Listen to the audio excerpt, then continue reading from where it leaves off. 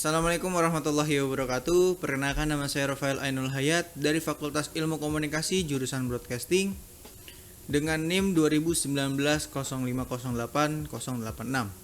Video ini dibuat untuk memenuhi tugas ke-10 mata kuliah Komunikasi Antar Pribadi.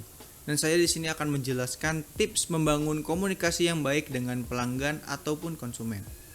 Dan jika kita seorang pedagang atau customer service, pastinya kita sering berinteraksi dengan pelanggan, baik itu secara online ataupun offline.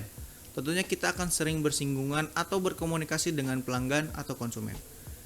Pastinya terkadang kita sering mendapatkan pelanggan yang agak rewel atau kurang sabaran, atau bahkan bertemu dengan konsumen yang terus bertanya tentang produk yang kita jual, namun akhirnya tidak jadi membelinya.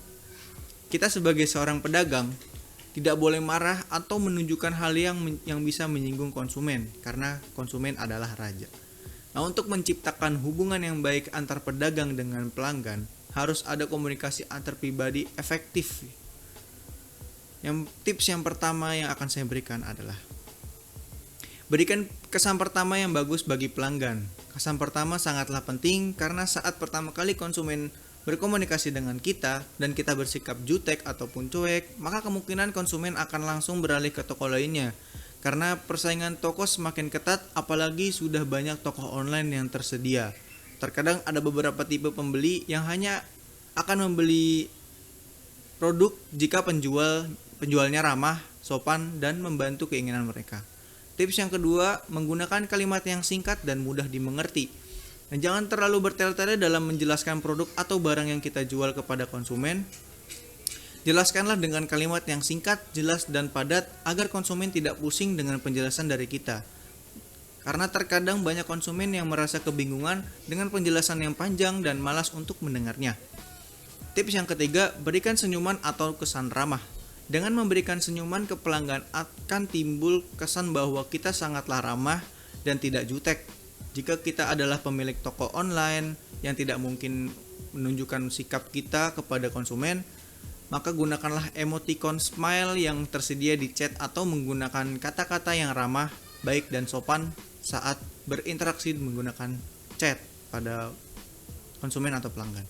Tips yang keempat, selalu gunakanlah kalimat yang positif dan berikanlah pujian atau ucapan terima kasih. Dengan memberi kata-kata yang positif, maka bisa memberikan motivasi serta memberikan mood yang bagus bagi pelanggan. Dan jangan lupa selalu memberikan pujian terhadap konsumen kita.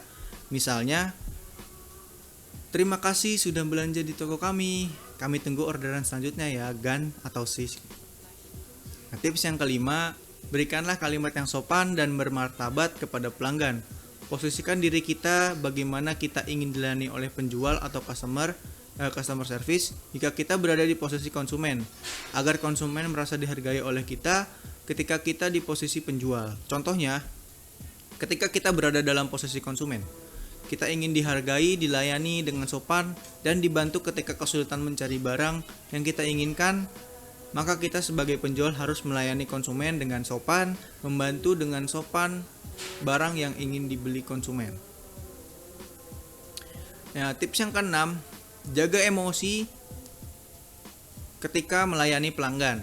Kita sebagai penjual harus bisa menjaga emosi saat sedang melayani konsumen, terutama di saat konsumen sedang bertanya atau menanyakan mengenai hal-hal yang berkaitan dengan produk atau barang yang kita jual. Jangan pernah mendebat konsumen. Yang tips yang ketujuh, bersikaplah tulus dan jujur kepada konsumen.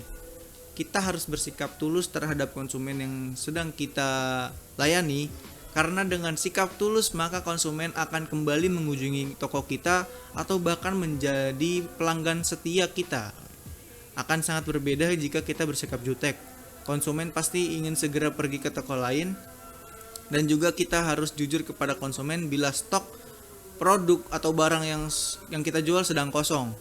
Lebih baik kita jawab jujur bila stok sedang kosong, karena ini bertujuan agar konsumen tidak kecewa menunggu barang yang ingin dibeli ternyata malah tidak ada. Tips yang terakhir, berikan bonus dan diskon. Nah, setiap manusia rata-rata pasti menyukai hadiah kan? Tidak ada yang mau menolak diskon atau bonus gitu. Berikanlah hadiah atau bonus jika konsumen membeli dan membayar produk kita. Sebisa mungkin jangan beritahu bonus agar konsumen merasa senang mendapatkan surprise.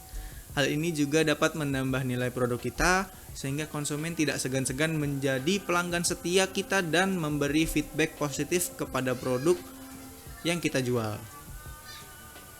Bonus untuk kita sebagai penjual adalah mereka tidak akan segan merekomendasikan produk kita ke teman atau keluarganya untuk membeli barang di toko kita.